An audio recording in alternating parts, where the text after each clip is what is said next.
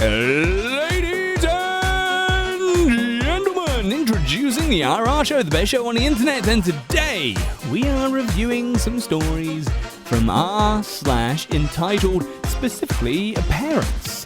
Now, I've mentioned this before, these ones are always wild, so we don't know if it's OP's parents or someone else's parents or parents of parents that they can get crazy. So grab your tea and your popcorn and come with me as we get stuck in.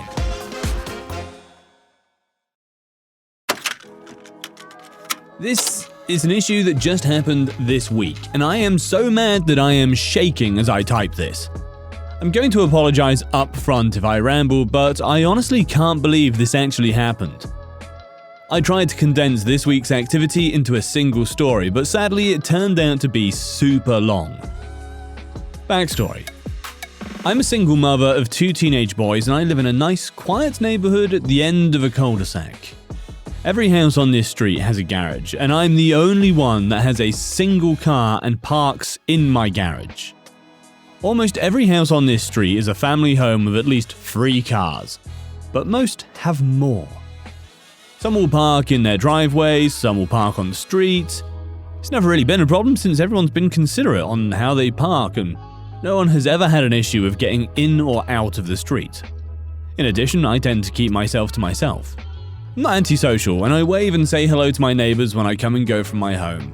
But usually when I get home, I stay home. So I say all of this to give you an idea that I'm a homebody and my neighbors pretty much know that when I get home, I stay home. About 6 months ago, the house to my right was sold to a larger family that consisted of dad, mum, and 3 teenagers. The day they started moving in, I made a point to go over to the edge of the property and wave and greet them in order to welcome them to the neighborhood.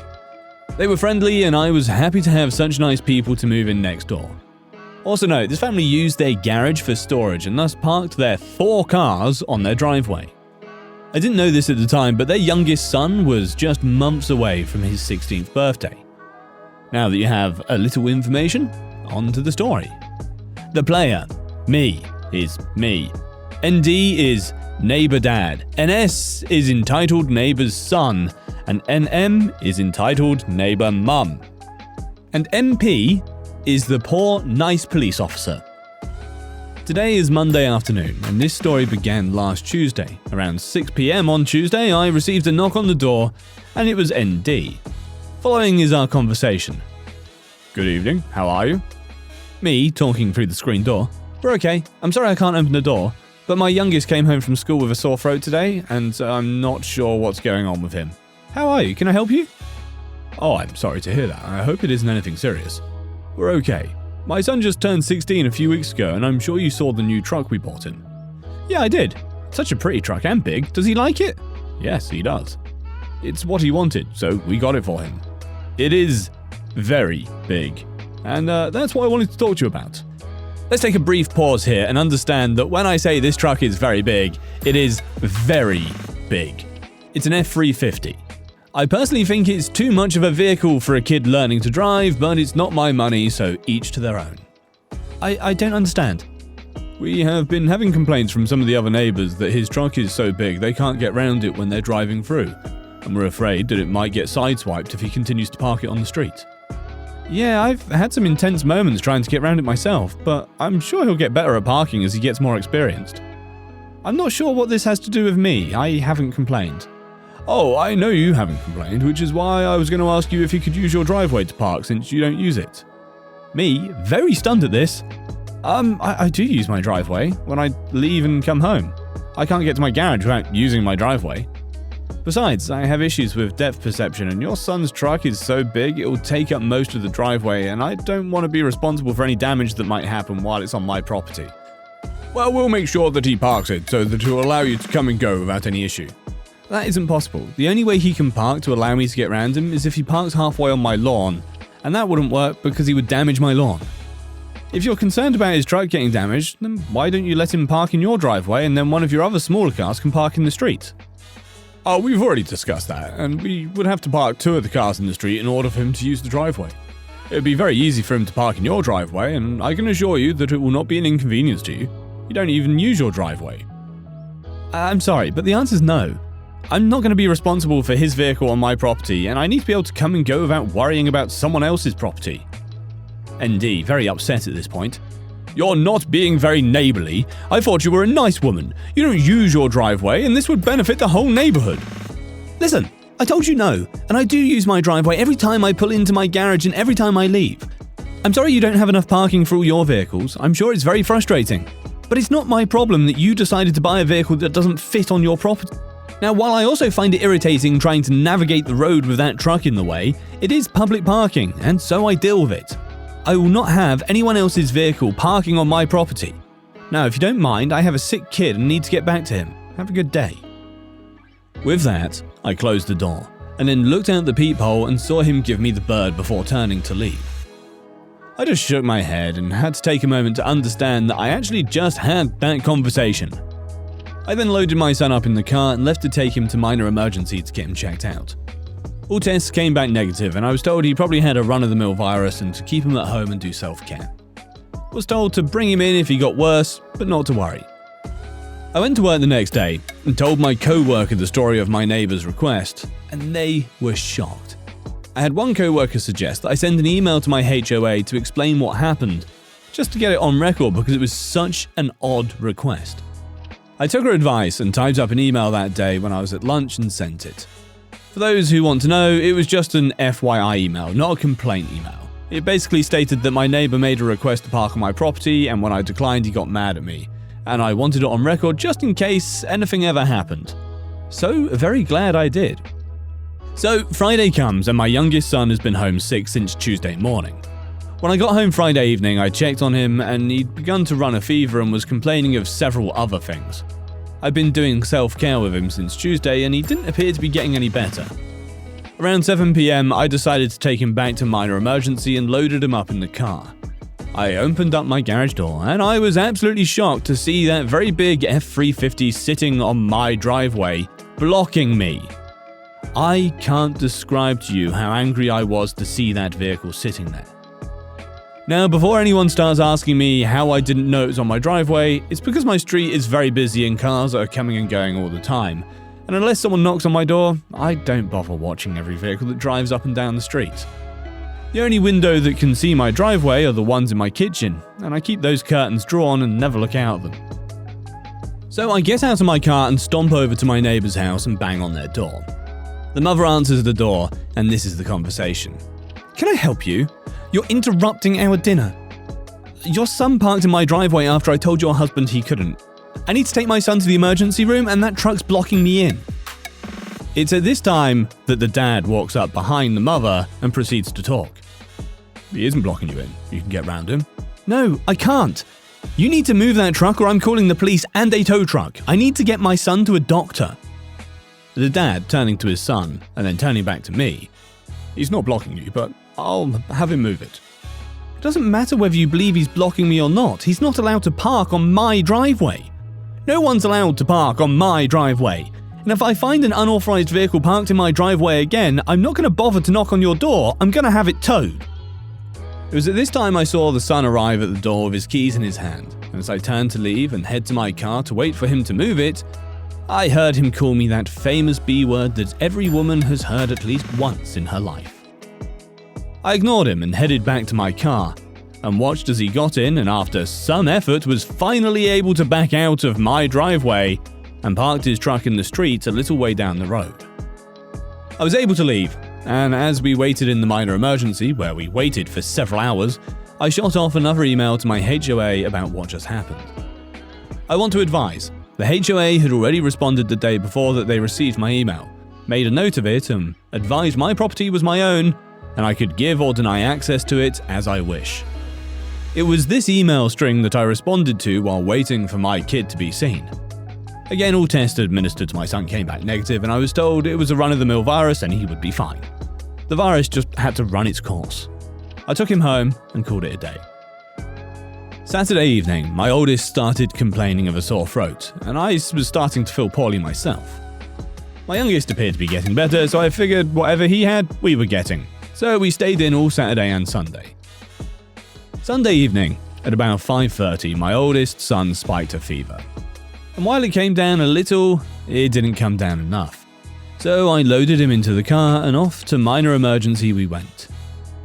The only one I could find that was open on Sunday at this time was on the other side of town, so I had to drive 20 minutes just to get there, and we ended up waiting for 3 hours just to get in the door, and then another 45 minutes till we saw a doctor. After a few more hours, all the tests came back negative, but the doctor could hear some wheezing in the lungs, so she prescribed an inhaler for him to help, but basically told me the same thing: he has a run-of-the-mill virus, and to let it run its course. I had to drive even further to the only 24-hour pharmacy available to pick up the inhaler, and we did not get back to the house until almost midnight. Let me just set the scene for you. My son is half asleep in the passenger seat and complaining that he just wants to go home, and I'm exhausted and feeling drained and having coughing fits myself, and I'm just looking forward to going to bed when I round the corner and I see that truck sitting in my driveway. I couldn't even pull in because he was blocking me, and I also noticed he was parked partially on my lawn. I was so mad I could hardly see straight. I googled and found a 24-hour tow truck service and explained that I had an unauthorized vehicle on my property that I needed towing. The woman said it would be about 30 minutes before they could get a truck there, and I said that was fine. In the meantime, I walked my kids to the house, put him in bed, and then quickly went outside and took a picture from the street to show how much of the driveway he was taking, and that he was also parked on my lawn. I couldn't understand why they would park in my driveway again after I told them no, and the only thing I could come up with is that since there had been no activity at my house for hours, that my neighbor probably assumed I was in for the night and wouldn't notice the truck on my driveway. This is pure speculation, but it's normal for me to be in for the night, especially after 6 p.m. I don't know if they missed me leaving, or just saw me leave but figured I was home. It really doesn't matter, because I told them they couldn't park on my property.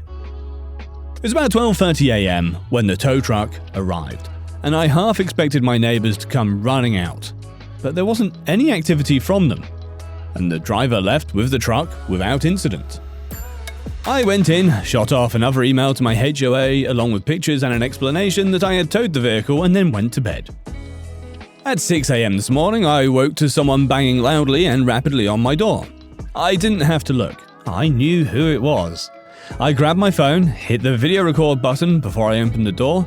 I looked through the peephole and saw the dad and his son at my door. I opened the door, and the following is the conversation. "Where is the truck?" "It was towed. You can call such and such company to make arrangements to get it back." "You didn't have the right to tow it. You're going to pay to get it back."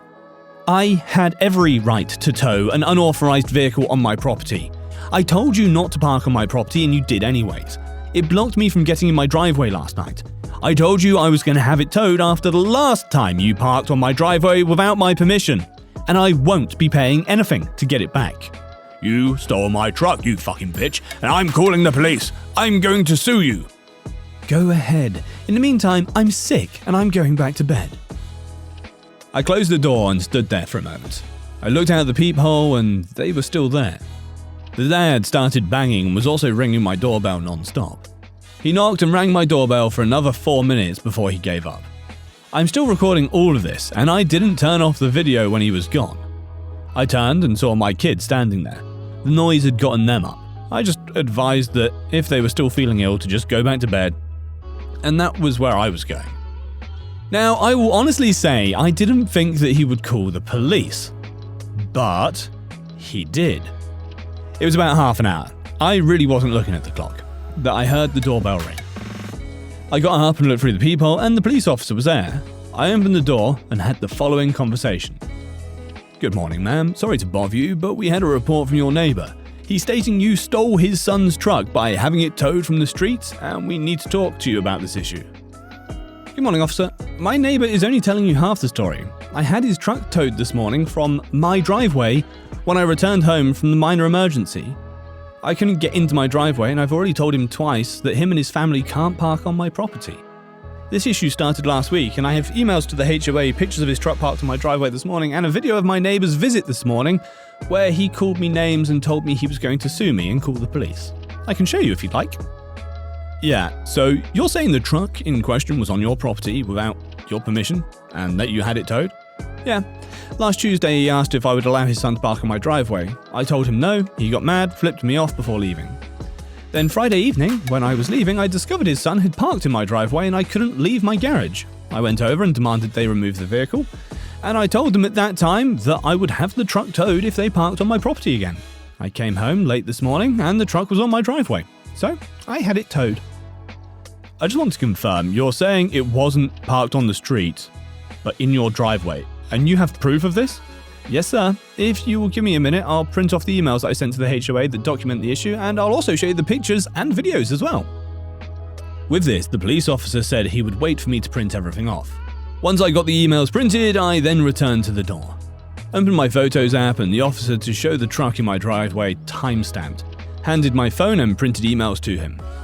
After looking at the photo, where you could clearly see my house in the background, the truck blocking the entrance, and that it was partially on my lawn, the officer then read the printouts. He handed my phone back to me and asked me to open the video that I had referenced while I went over the lawn to look. I watched him look at the area and then take a few photos. I could see their family standing in their driveway watching me and the police officer. The officer returned, and I handed back my phone with the video ready, and he watched it. After he finished watching the video, we had the following exchange. I'm going to need a copy of that photo and video for my file. If I provided you with an email, would you be able to send it to me? Yes, sir, no problem. Well, I have enough information for my files to determine that the vehicle was not on public property and was in fact on your property. I've made a note that you did not give permission for the vehicle to be parked on the property. Based on the emails you gave me with dates and times, it appears you did in fact advise the neighbour not to park on your property. Would you like to file a trespassing report for this incident? Oh, absolutely. I can see you're not feeling well. You can either file with me now or you can go online, getting business card out, writing on it and then handing it to me. Here's my business card with my email address that you need to use to send your photos and videos, and case number is on the card as well. Do you want to file with me now? Honestly, I'm exhausted. I prefer to file online later. Okay. Reference this case number when you email your evidence and file the online report. Also, reference my name on the report. Oh, and one more thing. I saw in the video where Andy stated he was going to sue you for having the truck towed. He can sue you if he wants, and I would advise that you keep all the evidence you provided with me today along with the case number I just gave you. Give it a few days and you can request a copy of the report, and you'll want to keep that as well. If you decide to file an online report, you'll need to keep a copy of that. I'm going to go talk to them now. I'm sorry to have bothered you. Thank you, officer. I'm sorry you had to come out. Have a good day, man. Get some rest. With that, I closed the door and went back to bed. However, I am so mad that I didn't get any sleep. A few hours ago, I sent off my photo, video, and another copy of the HOA emails to the email address the officer gave me, and saved all of the information just in case. I also filed a trespassing report online. I then sat down and started typing this story. Not sure where this is going to go, but I am going to see it through. I know that I'm going to get a lot of pushback from people saying that I should have just knocked on their door and had them move the truck, but I feel I was right to have the truck towed. I'd already told them twice not to park on my property, and it didn't stop, so this was the consequence. Update. So I know a lot of you have been waiting for an update, but I wanted to wait until I got a copy of the police report before I did, which I got this afternoon. Sadly, it didn't go anywhere. I was kind of hoping that he would have a false report charged against him. But the report states that the son told the dad that he parked in the street in front of my house, and that is why the dad called the police. The officer had questioned both of them after he spoke to me, and that's when the son said he'd lied to his dad and had actually parked in my driveway. I guess they don't believe he did it intentionally, so no charges were filed and the report was closed. I don't believe it, but that's how it goes. The trespassing report I filed's not been closed yet. I was told that if he's convicted, that it's just a misdemeanor and he'd have to pay a fine. Maybe 10 days of jail and/or community service. Also, it would be the son who would be listed as the trespasser, and since he's a minor, I'm not sure where that will go. But I discovered that if he's convicted, then I could use that to have a protective order done.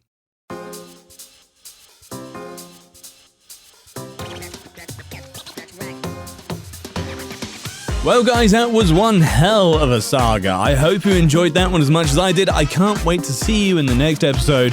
Until then guys, peace out, take care.